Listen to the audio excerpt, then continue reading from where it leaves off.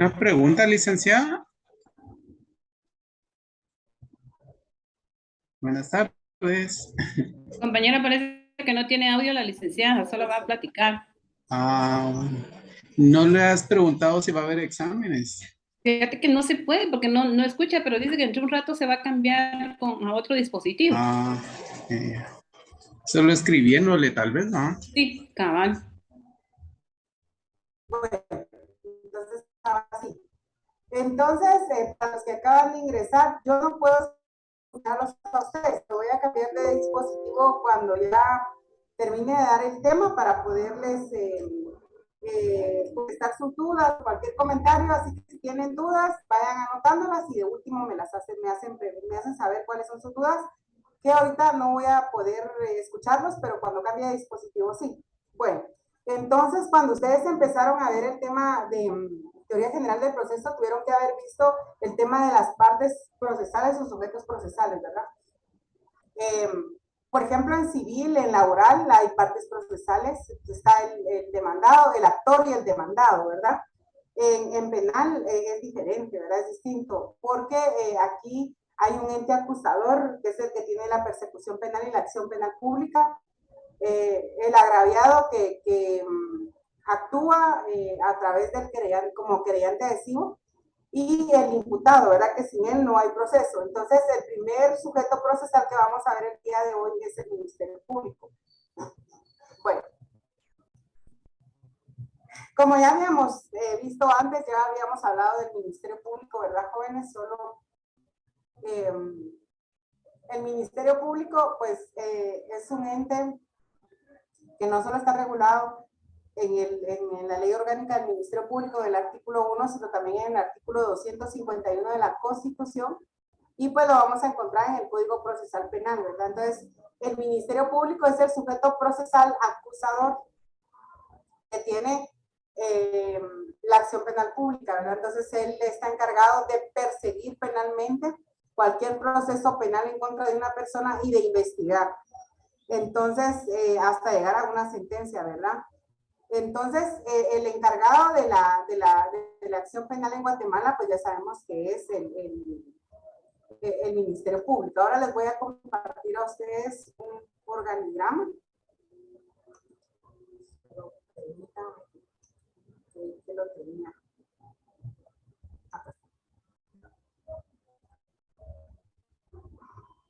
Bueno.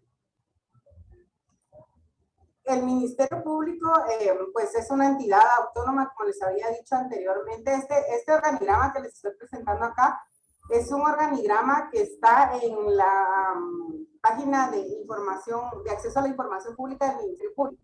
Obviamente el Ministerio Público pues se compone no solo de no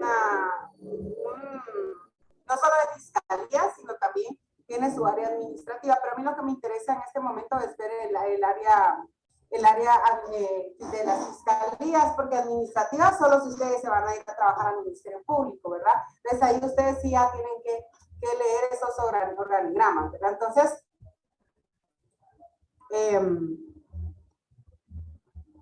el órgano superior del Ministerio Público, jóvenes, es el fiscal general de la República o jefe del Ministerio Público. En este momento, la fiscal general de la República de Guatemala es la doctora Consuelo Porras, ¿verdad? Entonces, ella es elegida por el presidente de la República de Guatemala y es elegida de una lista que presenta una comisión de postulación, ¿verdad? Entonces, hacen una convocatoria y se debe cumplir con los requisitos que establece la Constitución, y pues ya los candidatos pues presentan a esta comisión de postulación sus expedientes, ¿verdad? Y si las personas pues llenan el perfil, pues son calificadas por la comisión de postulación y ya son llevados los expedientes de los candidatos que van pasando al presidente. El presidente es el que elige, ¿verdad? Entonces, en este caso, pues reeligió a Consuelo Porras, ¿verdad? Eso ya lo sabemos nosotros a través de las noticias. Acaba de ser la elección, ¿verdad? Si ustedes no muy recuerdan, pues acaba de elegir el presidente Yamatei a la doctora Consuelo Porras. Yo les voy a hablar ahorita sobre algunas fiscalías que son bien importantes, Pero estas fiscalías, pues también hay en los departamentos, hay en municipios, etcétera. Aquí solo van a ver algunas de las que existen, pero en Guatemala hay muchas más, ¿verdad? Entonces, tenemos la Fiscalía de Delitos Administrativos, que es la que conoce los delitos administrativos, que está allá por la zona 1, como a unas cuadras del cementerio general, está esa fiscalía. En esta fiscalía, o sea, en este edificio también está la Fiscalía de Delitos contra la Corrupción, que son dos fiscalías totalmente distintas a la FES, a veces las tienen a confundir, pero son dos fiscalías distintas. Luego tenemos la Fiscalía contra el Tráfico Ilícito de Migrantes. Esta fiscalía ve todo el tema de las personas que son llevadas por los coyotes, ¿verdad? Entonces, el tráfico ilícito de migrantes no es lo mismo que la trata de personas, ¿verdad? Es totalmente distinto. Es lo que hace el coyote, que le recibe un dinero y se los lleva bajo, ahí sí que bajo el río o por el desierto, etcétera. Eso es un delito. Fiscalía de la Niñez y la Adolescencia son los delitos en contra de los niños menores de edad cuando se les viola algún derecho, ¿verdad? Fiscalía de Casos Especiales, Fiscalía contra el delito de femicidio. Bueno, estas fiscalías contra el delito de femicidio, pues hay varias, ¿verdad, jóvenes? Están juntas con los delitos de violencia contra la mujer y pues encontramos en todos los departamentos y en todos los municipios, ¿verdad? Porque ya el femicidio no entra en la Fiscalía de Delitos contra la Vida, sino que tiene una fiscalía especial, al igual que los juzgados especializados de los que hablábamos la semana pasada. Luego tenemos la Fiscalía de los Delitos contra el Contrabando y Defraudación Aduanera, la Fiscalía contra Delitos Electorales, que a finales de este año y el otro año va a estar de moda esa fiscalía porque tantos políticos que andan haciendo propaganda anticipada, ¿verdad? Y eso es delito. Fiscalía contra Secuestros, Fiscalía de Asuntos Constitucionales, Amparos y Exhibiciones Personales, la Fiscalía de Asuntos Internos, Fiscalía de Delitos contra la Propiedad Intelectual, la Fiscalía de Delitos Económicos, Fiscalía de Extinción de Dominio. La extinción de dominio, pues ya sabemos que es cuando el Estado le extingue los bienes a los narcotraficantes, ¿verdad? O las personas que se dedican al crimen organizado. Entonces, le recoge los bienes, se los quita y los usan para la administración de justicia a través de esta ley de extinción de dominio. Esta ley fue hecha a través de derecho comparado, ¿verdad? Porque esta ley la copiaron de la ley de extinción de dominio en Colombia. Entonces, en Guatemala. Entonces, esta ley viene y le quita los bienes a través de un juzgado especial, le quita los bienes a los narcotraficantes y luego ya lo reparten entre el Ministerio de Gobernación, Ministerio de la Defensa, organismo judicial, Ministerio Público. Yo no sé si ustedes han visto que en algunas exhibiciones o algunas fiestas, ferias, la Policía Nacional Civil lleva un Lamborghini, creo que es Lamborghini, no sé mucho del carro, pero es un carro de esos que son bien caros y ese carro lo extinguieron a unos narcotraficantes y está pintado con todos los logos de la Policía Nacional Civil. Esa se la dieron a través de extinción de dominio a la Policía Nacional Civil, ¿verdad? Obviamente solo la usan para exhibirse, ¿verdad? Luego tenemos la Fiscalía de Delitos contra Periodistas, la Fiscalía de Delitos Transnacionales. Bueno, aquí dentro de los delitos transnacionales entra el tema de la Convención de Palermo, ¿verdad? Que es la Convención Internacional contra la Delincuencia Organizada. Y esta convención habla de todos los delitos que son transnacionales, ¿verdad? Investigación criminal transnacional, antipandillas transnacional, lo que se da en los aeropuertos, ¿verdad? Y por último, la Fiscalía contra Delitos de Usurpación, que es la que se hace en contra de las personas pues, que invaden terrenos, ¿verdad? Eso ya, pues ustedes ya manejan esos delitos. Luego tenemos la Fiscalía contra el lavado de dinero y otros activos, ¿verdad? Que esta trabaja conjuntamente con la investigación de la Intendencia de Verificación Especial, ¿verdad? La Intendencia de Verificación Especial, pues es una intendencia especial que se dedica a ver de dónde ha sacado tanto dinero determinada persona que maneja cuentas en los bancos, ¿verdad? Entonces no se puede tener más de $10,000, porque si usted tiene más de $10,000 o tiene muchas transacciones en su cuenta bancaria, pues la IBE entra a verificar del por qué de tanto dinero, ¿verdad? Entonces usted tiene que justificar todo lo que usted presenta, al igual si trae dólares de Estados Unidos, etcétera, eso hay que declararlo y todo, de dónde lo trajo, por qué, porque si no es lavado de dinero y otros activos y ya no le devuelven su dinero, ¿verdad? Fiscalía de Delitos contra Operadores de Justicia Sindicalistas, Fiscalía contra el Crimen Organizado. Bueno, la Fiscalía contra el Crimen Organizado pues tiene una unidad de robo de vehículos, ¿verdad? Tanto que se está dando ahorita el tema de los vehículos y la estafa, ¿verdad? También encontramos crimen organizado en Jalapa, Quetzaltenango y San Marcos. Aquí podemos encontrar delitos relacionados con los bancos, etc.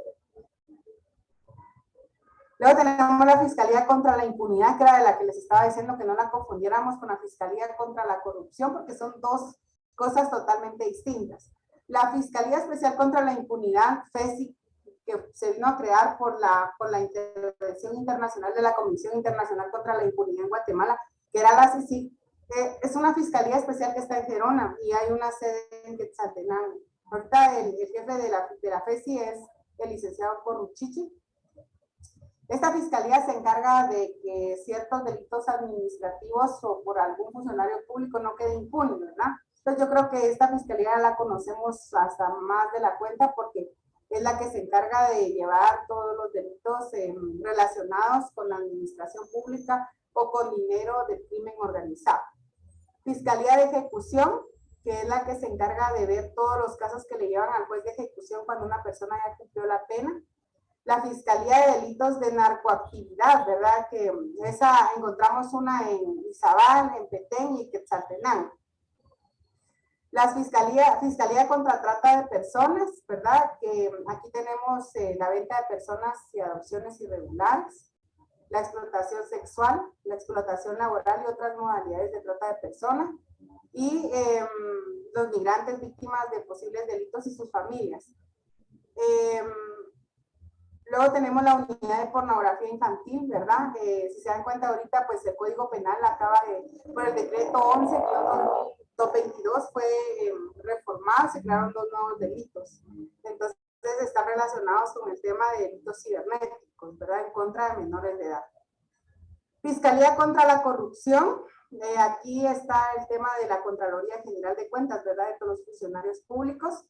Fiscalía de Delitos contra la Vida e Integridad de las Personas, asesinatos, parricidios, homicidios, lesiones, etcétera. Y ahí vemos todos los delitos contra la vida, a excepción del femicidio, que se lo conoce una fiscalía especial, ¿verdad, jóvenes?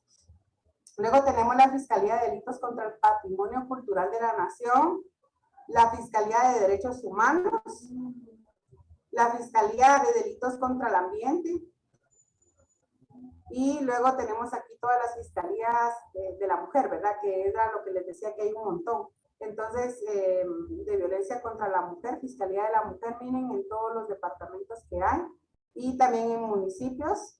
Y también tenemos la Fiscalía de Adolescentes en conflicto con la ley penal.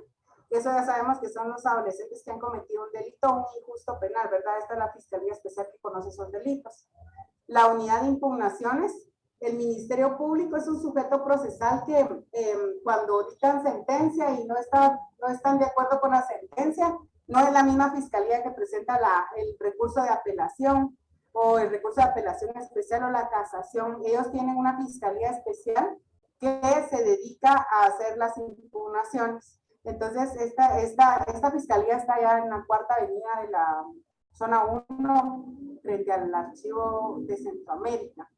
Ahí encontramos la fiscalía de las impugnaciones. Luego tenemos la Fiscalía Liquidadora, que es la que liquida todos los procesos que ya están fenecidos, y la Fiscalía contra el Delito de Extorsión, que yo sé que el delito de extorsión es un delito contra el patrimonio, pero tiene una fiscalía especial en virtud de que las extorsiones pues son hechas por, ya sabemos que una estructura bien formada, como lo son las pandillas de la Mara 18 y de la Mara IS3.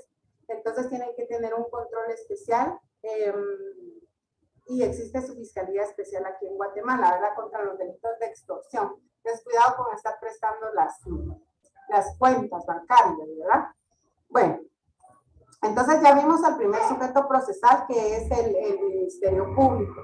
Entonces, el Ministerio Público, como les decía anteriormente, es el sujeto acusador, y ahorita vieron ya ustedes todas las fiscalías que hay aquí en la región central, ¿verdad? ¿Y quién es el jefe del Ministerio Público? para que ustedes sepan a dónde pueden acudir en cuanto a cualquier delito. Obviamente, cuando uno va a dejar una denuncia, es la oficina de atención permanente la que recibe la denuncia, pero de ahí se van repartiendo, dependiendo qué delito sea, a determinada fiscalía especial, ¿verdad? Bueno. Luego tenemos al querellante. El querellante es el que coadyuva o ayuda al Ministerio Público. El querellante, pues hay dos clases de querellantes en derecho procesal penal. Está el querellante adhesivo, que es el que interviene en delitos de acción pública, y el querellante exclusivo, que es el que interviene en delitos de acción privada.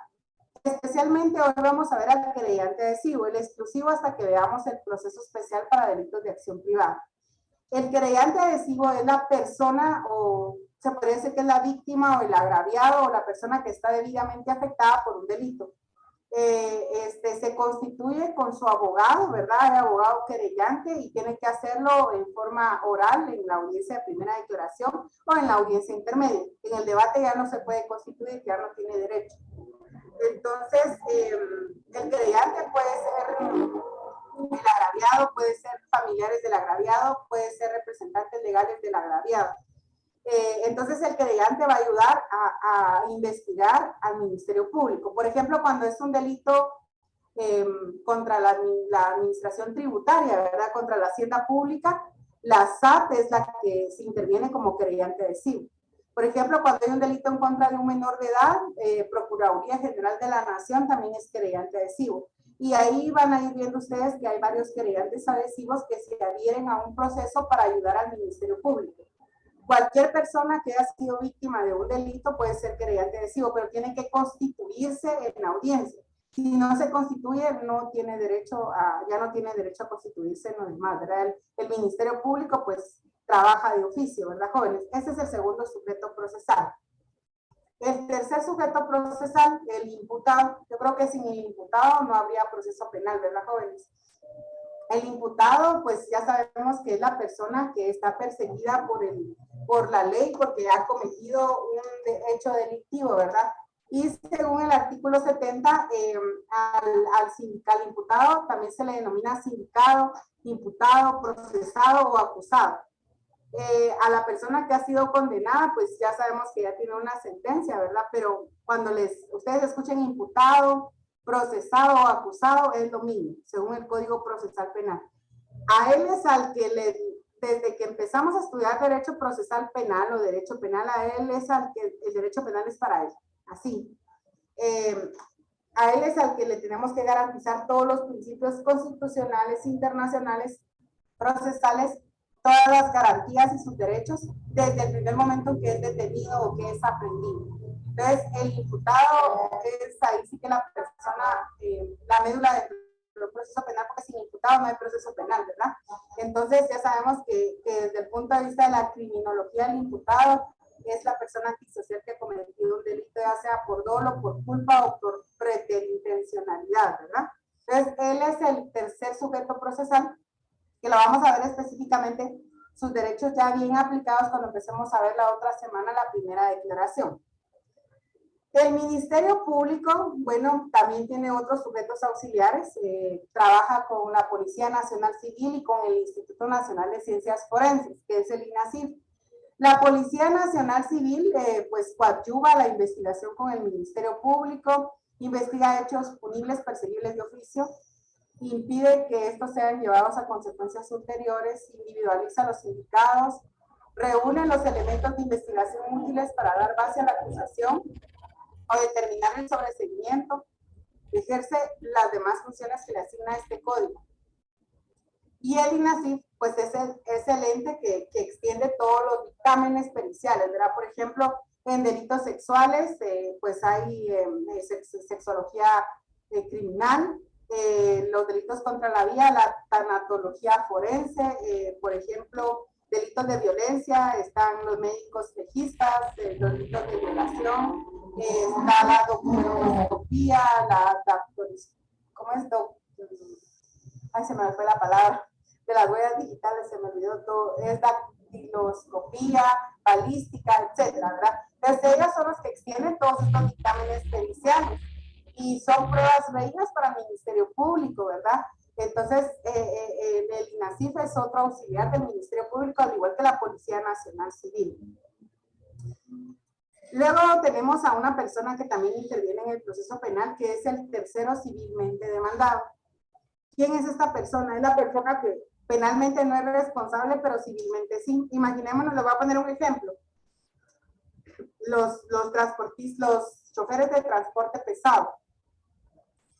Obviamente ellos no son propietarios del tráiler, ¿verdad? Es otra persona, pero cuando cometen delitos y se van a la fuga, el responsable civilmente de los daños que ocasionó su chofer es el dueño. Entonces, a él, si el imputado no puede pagar los daños, lo paga el tercero civilmente demandado. Entonces, por eso es de que yo les digo a mis clientes, hagan su traspaso de una vez, hagan un documento si no van a hacer el traspaso. ¿Por qué? Porque cualquier persona que anda con un vehículo a nombre de ustedes puede cometer un delito con el vehículo o puede atropellar a alguien. Y si ellos no pagan, al que le va a tocar pagar es el que está en el título de propiedad. Entonces, siempre es importante hacer una declaración jurada, hacer un documento ante un notario, si no van a hacer el traspaso, porque si los mandan a llamar a ustedes con ese documento, pues se quitan el problema de encima. Pero si no lo hacen, es imposible. Entonces, el tercer civilmente demandado es la persona que tiene obligación de responder por los daños causados por el imputado. Su denominación es tercero civilmente demandado. Así la ley lo llama, ¿verdad? Entonces, él también puede intervenir en un proceso penal. Bueno, por último, aquí tenemos el último sujeto procesal, es el que vamos a ver en la siguiente sesión, que es el abogado, defensor.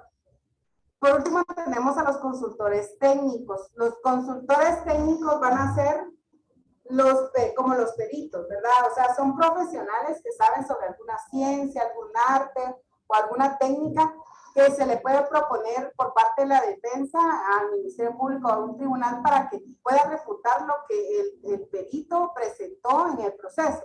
Entonces, por ejemplo, si un psicólogo presentó que una mujer está sufriendo violencia psicológica, entonces la defensa y su cliente pueden contratar a otra psicóloga para decir si la mujer está realmente con problemas psicológicos por violencia o atrae otros traumas. Entonces, uno puede contratar consultores técnicos, pero eso lo debe pagar el cliente. Muchas veces hay defensas que no se pueden llevar bien porque no tiene uno acceso a un consultor técnico. Y el mismo Código Procesal Penal pues nos da la opción de poder contratar un consultor técnico, ¿verdad, jóvenes? Entonces, esta es la última persona que puede intervenir en un proceso penal, ¿verdad? Entonces, está el Ministerio Público, el querellante, el imputado, la Policía Nacional Civil, el INASIF, el tercero civilmente demandado y los consultores técnicos. Esta presentación yo se las paso a ustedes. Por último, me toca la defensa, pero ahorita yo voy a dejar de compartir esto. Voy a cambiar de dispositivo para que ustedes puedan decirme cuáles son sus dudas o si tienen algún comentario. Solo permito.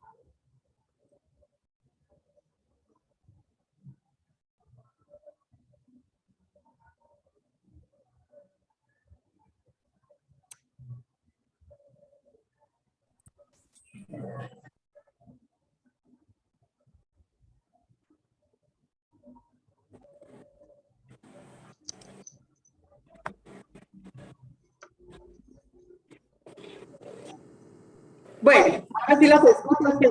En la otro no, solo permítanme porque creo que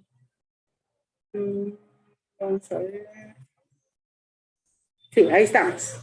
Entonces, no sé si me escuchan bien, para que me puedan decir si tienen algún comentario o alguna duda. Sí, licenciada, sí la escuchamos bien. Ah, bueno, hoy sí. Ahora los escucho ya a ustedes. Es que vieran que en el otro dispositivo como que se arruinó mi micrófono y no me escucho muy bien, entonces estoy como que... Entonces, ¿tienen alguna duda en lo que hemos visto o estamos claros? Licenciada, una pregunta. O sea que el querellante adhesivo es el que ayuda al Ministerio Público a esclarecer el delito. Sí, a investigar, pues puede proponer testigos, decirle que está bien, hacer otras solicitudes que el Ministerio Público no hace, etcétera, ¿verdad? Ah, bueno, ¿y hay un querellante adhesivo a favor del imputado o solo es a favor del agraviado? No, el imputado nunca va a tener querellante adhesivo. Solo El el querellante solo agraviado. va a favor del agraviado. Y el querellante adhesivo es el agraviado, Silvia. Por ejemplo, si usted sufrió un delito, voy a poner un ejemplo de extorsión,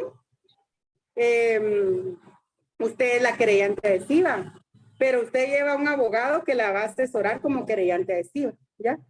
Ya, licenciada. Eso es. Por ejemplo, ahorita en un centro comercial parece que estaban asaltando o estaban robando. Entonces, ahorita el centro comercial dijo que se iba a proponer como querellante adhesivo ahí en la zona 11. Entonces, Sí, ven, pues, esas instituciones se pueden adherir como querellante adhesivo. sí, porque tiene algún interés, ¿verdad? Tuvo algún daño, etcétera, ¿verdad? Así es.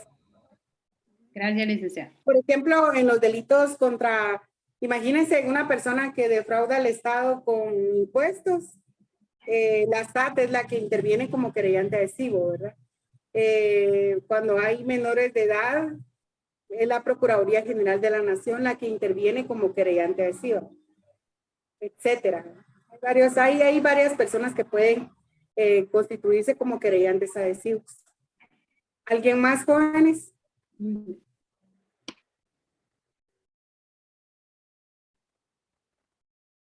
¿Estamos bien ahí? ¿Está todo claro? Sí.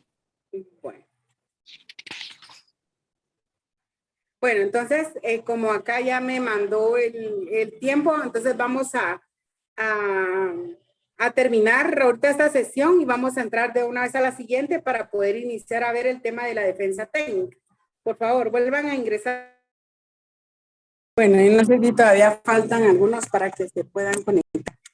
Bueno, miren, pues antes de empezar a ver el tema del último sujeto procesal, que me interesa mucho que ustedes lo estudien, igual al imputado, pues todos los vamos a estudiar, pero este me interesa un montón porque se aplica casi al abogado defensor, al abogado fiscal y al juez, ¿verdad? Entonces, vean, pues, cualquier cosa ahorita sí me pueden preguntar, ¿oyeron? Porque sí, ya me funcionó el audio. Entonces, primero que nada, vamos a empezar a ver el tema del abogado, ¿verdad? ¿Alguien sabe acá qué títulos van a recibir ustedes al graduarse? Que me diga, por favor. ¿Cómo se llaman los títulos que ustedes van a recibir? Título de abogado y notario. Ajá. ¿Cuál más? ¿Sí se recuerda? Ustedes van a recibir Ciencias jurídicas, abogado y notario. Muy bien. Entonces, ustedes van a recibir 3 títulos. Van a recibir un título de licenciados en Ciencias Jurídicas y Sociales. Y un título de abogado y un título de notario, ¿verdad? Entonces, cuando ustedes vean derecho notarial, ustedes van a ver cuáles son los requisitos para ser notario. Cuando ustedes, pues en este momento, pues bueno, en teoría general del proceso tuvieron que haber visto el tema de los abogados, ¿verdad? Pero yo necesito que alguien, por favor, me lea el artículo 196 de la Ley del Organismo Judicial, por favor. 196 de la Ley del Organismo Judicial.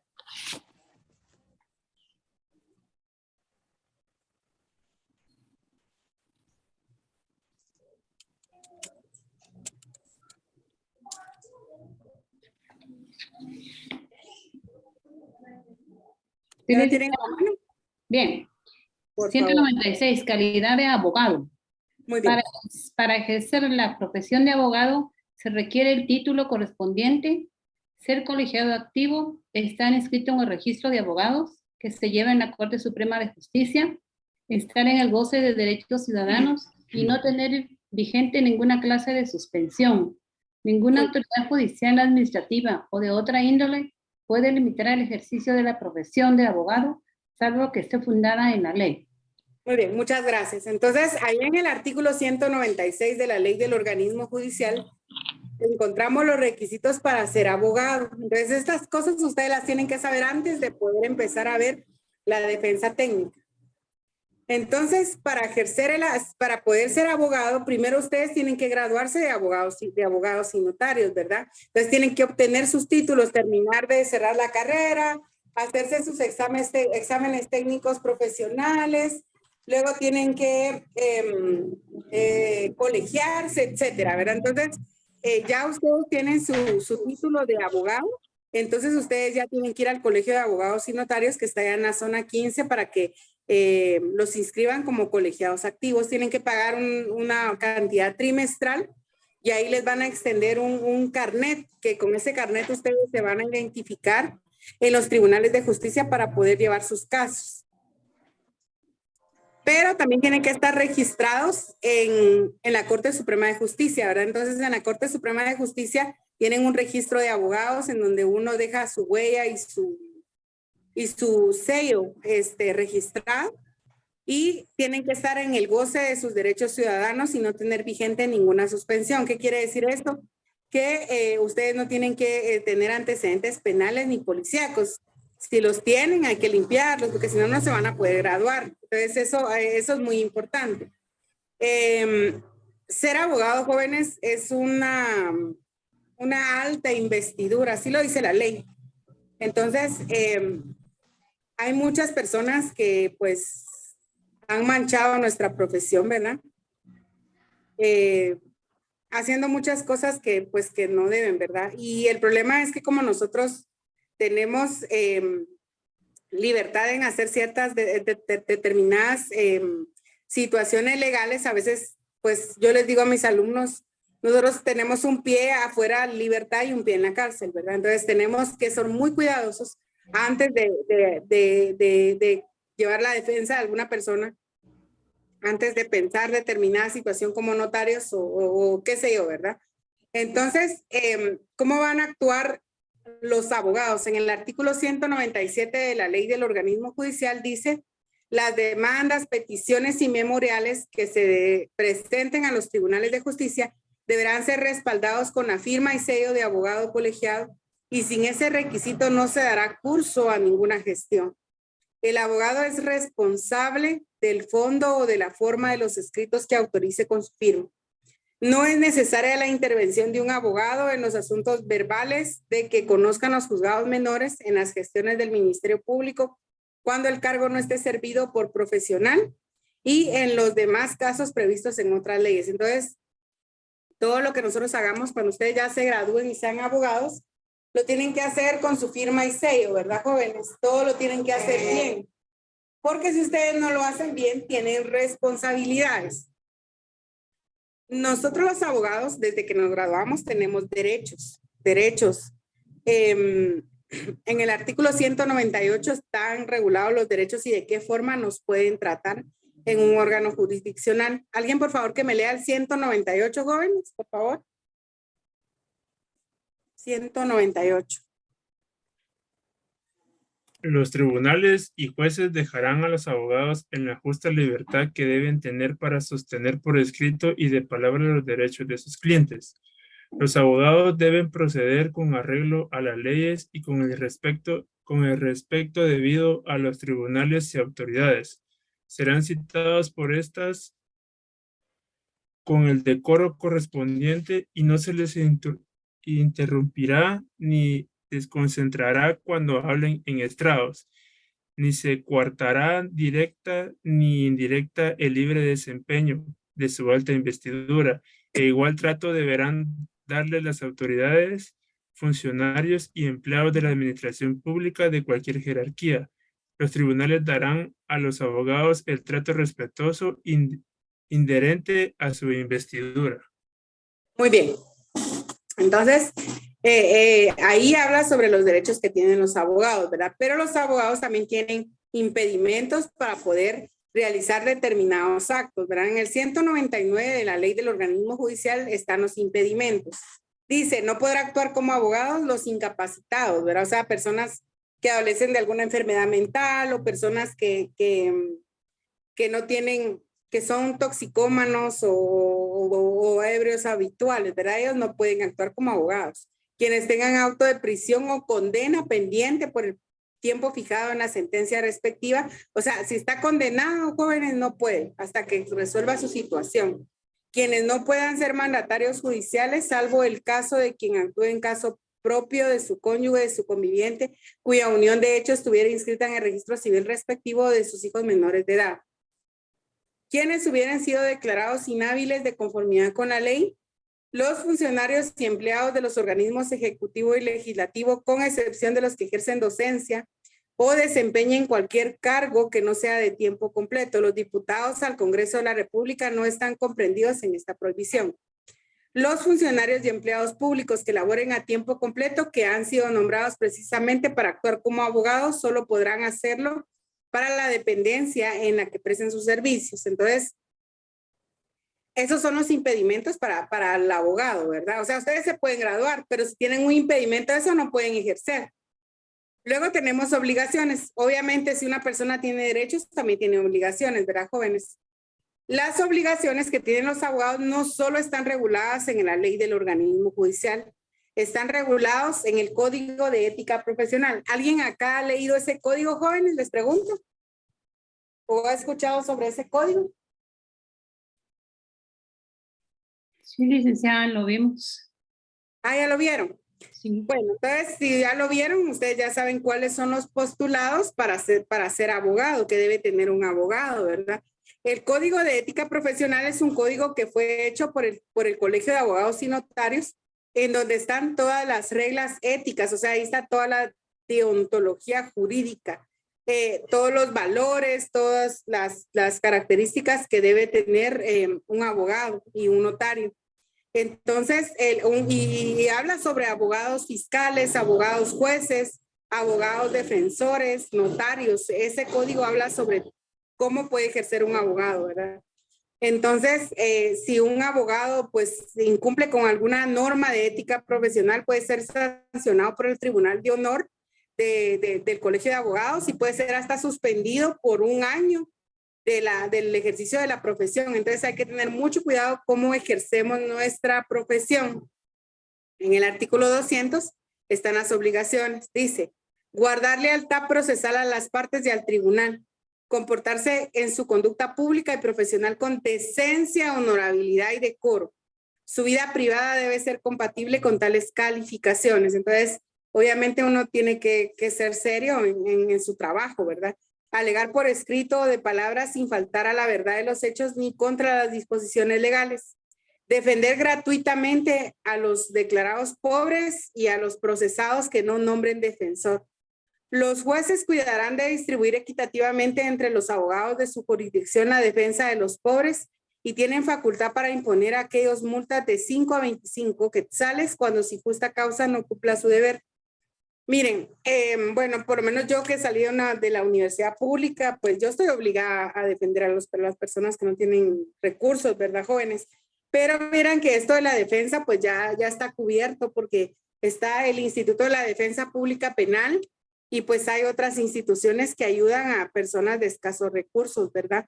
Entonces, pues la mayoría de personas que no tienen recursos pueden ir a varias instituciones en donde los pueden ayudar, ¿verdad? Sin necesidad de que un juez nombre un abogado particular, ¿verdad? Prohibiciones. ¿Cuáles son las prohibiciones que tiene un abogado? ¿Alguien que me lea el 201, por favor, jóvenes?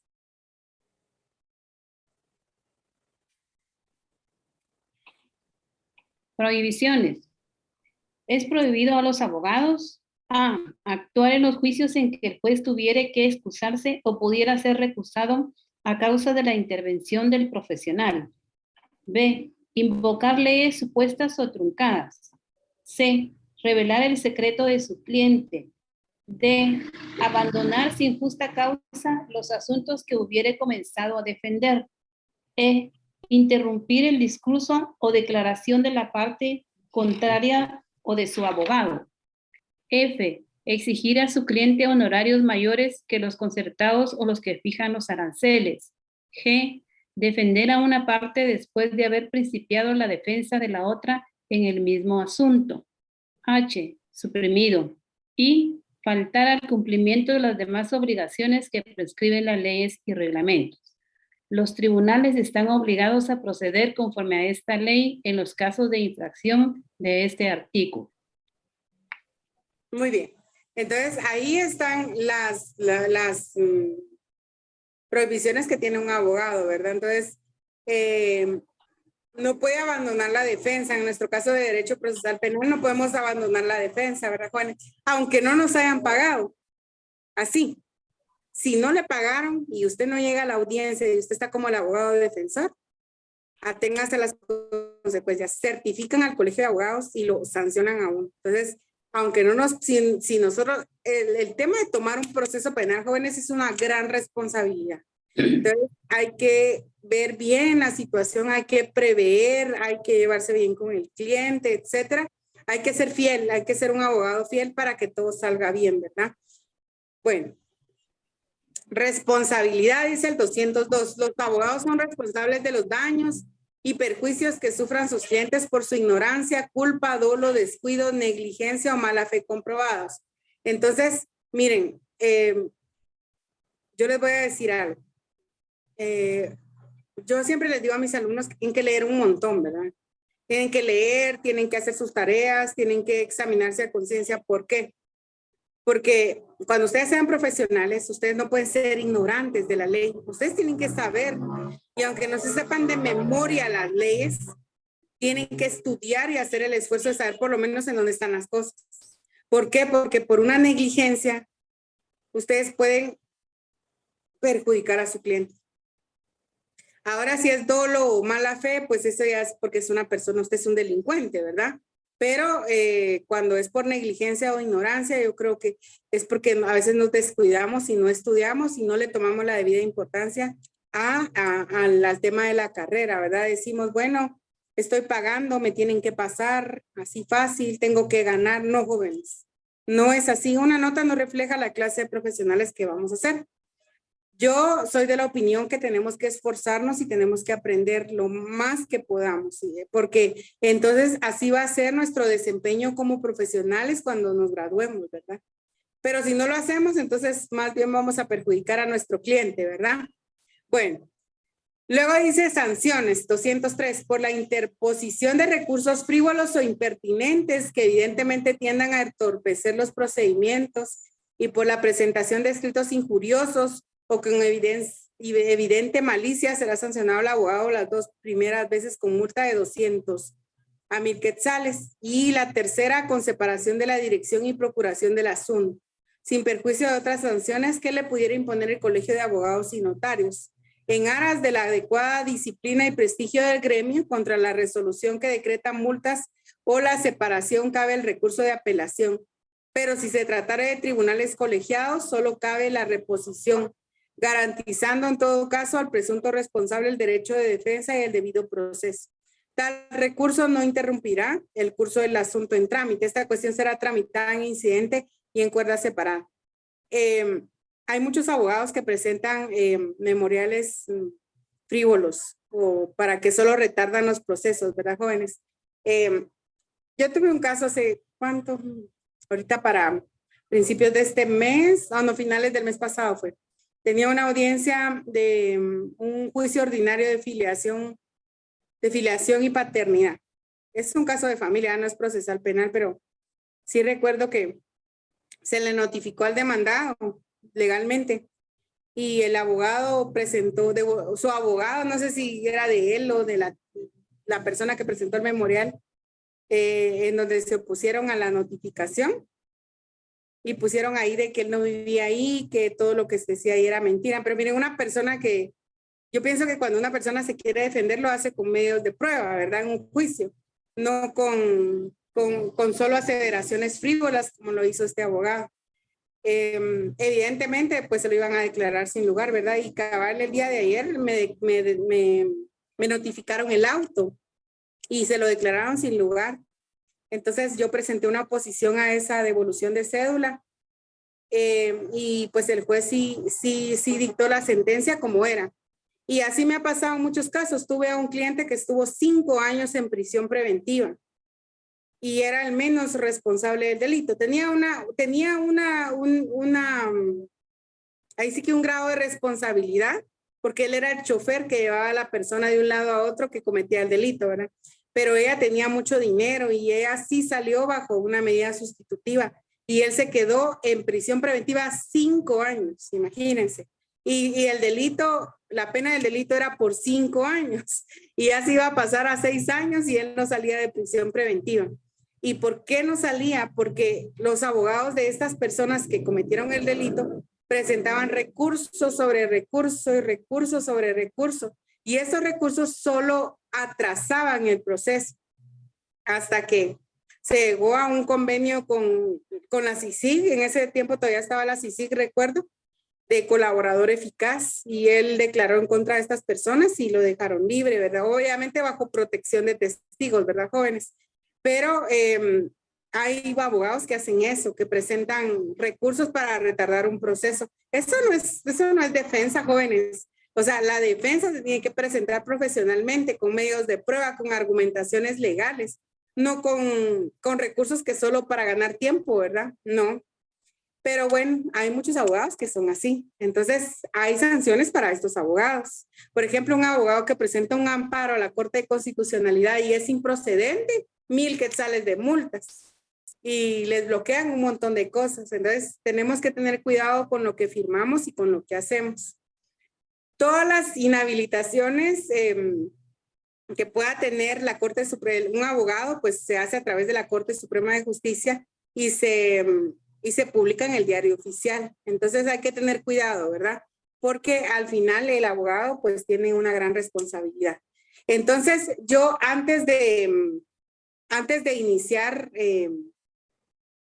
este tema de la defensa técnica, que es el último sujeto procesal, ¿verdad, jóvenes?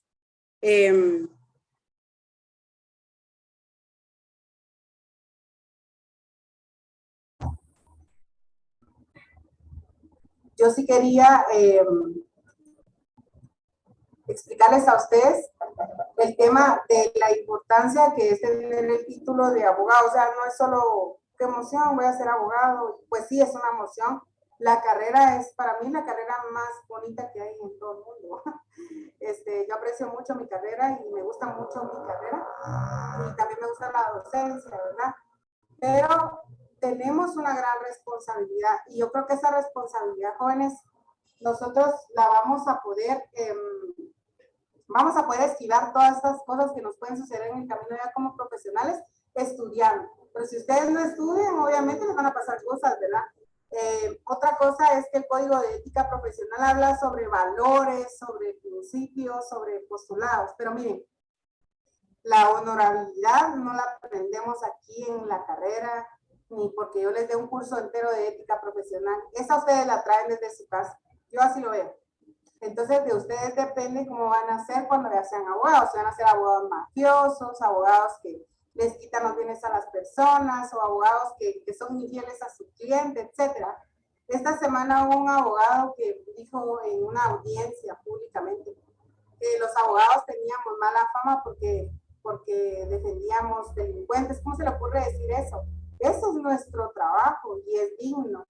O sea, nos han criminalizado y nos han criminalizado por esa clase de abogados que no tienen aptitud para ser abogados, ¿verdad? Entonces hay que estudiar mucho, hay que tener cuidado con lo que decimos, porque ya vieron que ahora pues nos publican por todas partes. Entonces debemos cuidar nuestra reputación como profesionales cuando ya sean abogados y la forma en que nosotros pues vamos a realizar nuestras argumentaciones legales o vamos a presentar cualquier memorial legal. Bueno, entonces la defensa técnica es el último sujeto procesal que yo quería ver. Como les decía anteriormente, para mí era muy importante ver esto del tema de la defensa técnica en virtud de ver al abogado, ¿verdad? Porque yo quería que ustedes vieran hasta dónde está el alcance de nosotros como abogados, porque al final yo no sé si ustedes van a ser abogados fiscales, tal vez aquí va a haber un juez, o no sé, ¿verdad? O tal vez ustedes ni se dediquen a derecho procesal penal, porque eso pasa mucho. A veces decimos que bonita la carrera de derecho penal, pero ya en la realidad, pues ya muchos pues ya no quieren trabajar eso, ¿verdad? Por la misma situación en la que vivimos, los jóvenes, que realmente el abogado penalista lo criminaliza.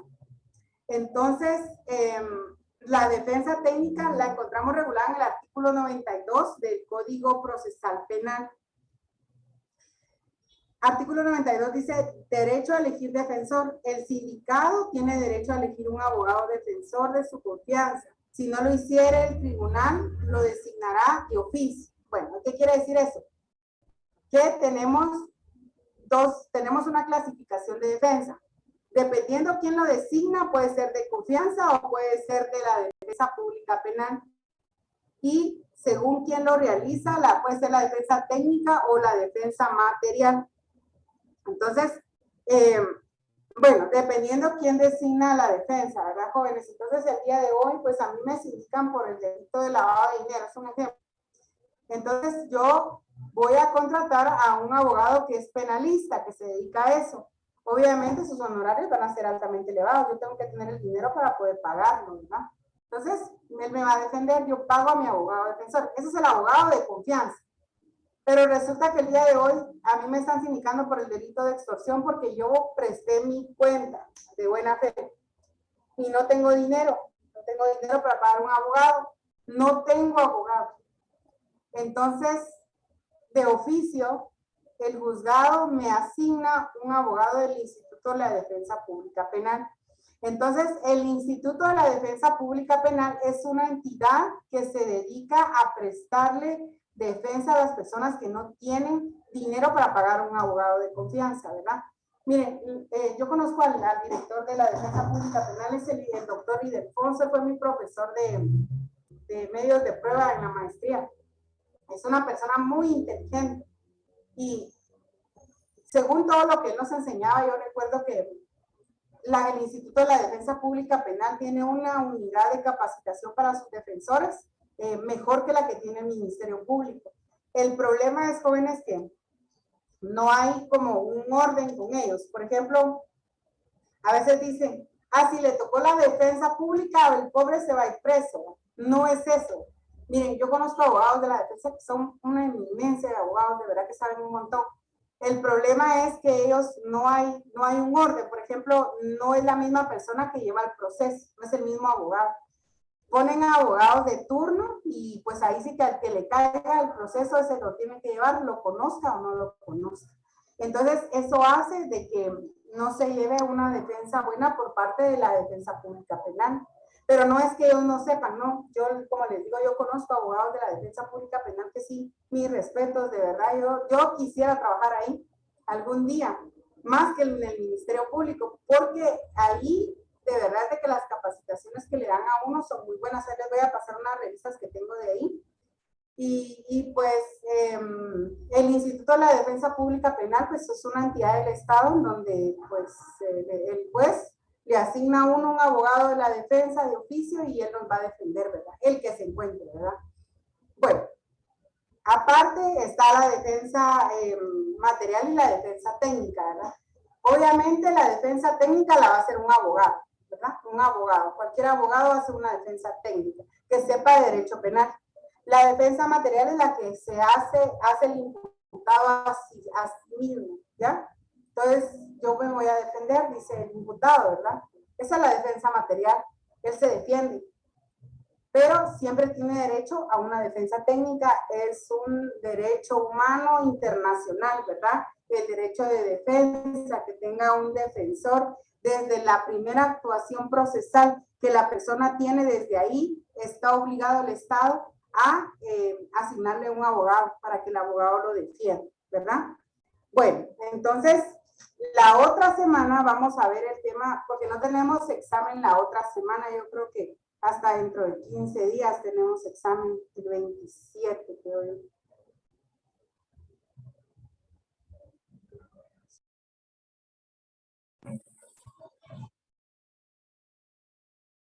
El día 27 creo que tenemos examen. Ustedes no han revisado, jóvenes. Fíjese, Lick, que por el momento nosotros no nos han pasado esa información más que los Lick de los anteriores cursos. Ellos nos van diciendo las fechas correspondientes a los exámenes. Bueno, muy bien. Fíjense que conmigo es el 27 que tenemos parcial. Entonces, pero como yo les había dicho que yo el 27 entonces yo la otra semana les voy a pasar los casos que me tienen que resolver. Y ustedes pues lo cargan el día 27, ¿verdad? Mira, pues la otra semana vamos a ver un poco sobre los actos introductorios del proceso y vamos a hacer un repaso, ¿oyeron? Entonces, para que ustedes lean eso, los actos introductorios del proceso penal son la denuncia, la querella, tenemos la prevención policial, ¿qué otra cosa? El conocimiento de oficio. Eso Perdone, dígame, Jennifer. fíjese de que la vez pasada la licenciada del siguiente curso de civil nos había dicho que nos tocaba el 20 de agosto exámenes, pero no sé si usted también, porque el semestre pasado nos daban los primeros 3 cursos de examen, pero no sé si ahorita también. Fíjese que no mandaron un calendario. Fíjese, Jennifer, déjeme ver, ahorita le voy a corroborar de una vez antes de cualquier cosa. Nos mandaron un calendario a nosotros. Yo creo que con ustedes me toca, o sea, el sábado, ¿verdad? Sí, Sábado 27. Derecho procesal penal, sí. Derecho procesal penal, el 27 tengo examen con ustedes. ¿Vieron? Para que lo tengan claro, ¿vieron? 27. Ah, muy bien. El 27 tenemos el examen. O sea que ustedes esto no lo tienen, no tienen los calendarios. Se los voy a mandar yo, ¿oyeron? Ahorita. Procesal penal. Ahí dice qué días van a hacer los exámenes. Pero ahí está de todas las carreras, ¿verdad, jóvenes? Ustedes solo revisen sus cursos. A ver cuándo les toca. Conmigo les toca el 27. Entonces, es que ya no es como antes que eran los primeros exámenes eran los primeros 3 cursos de los primeros 3 horarios, ¿verdad? Y de último eran los últimos 2, ahorita ya no, fíjense. Entonces cambiaron todo. Pero ahí estamos entonces. Entonces, traten la manera de leer. Yo les voy a pasar la presentación que les pasé el día de hoy.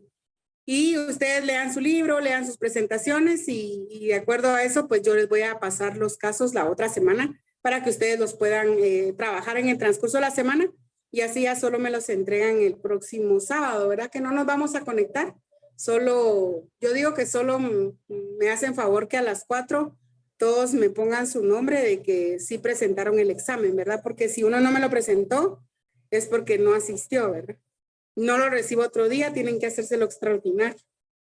Entonces, jóvenes, así quedamos. Espero que tengan muy feliz fin de semana y nos vemos el próximo sábado. Licenciada, disculpe, o sea, en el examen, lo que es el transcurso de su clase, tenemos que subir las preguntas, ¿verdad? Los casos. Hasta las 5:30, ¿verdad? 17:30 para subir el examen. Yo les doy los casos del sábado, el otro sábado, y tienen una semana, cabal. Perfecto, licenciada. Está bien. Gracias, Muy amable, feliz tarde. Cuídense, jóvenes. Feliz tarde. Gracias, Feliz tarde.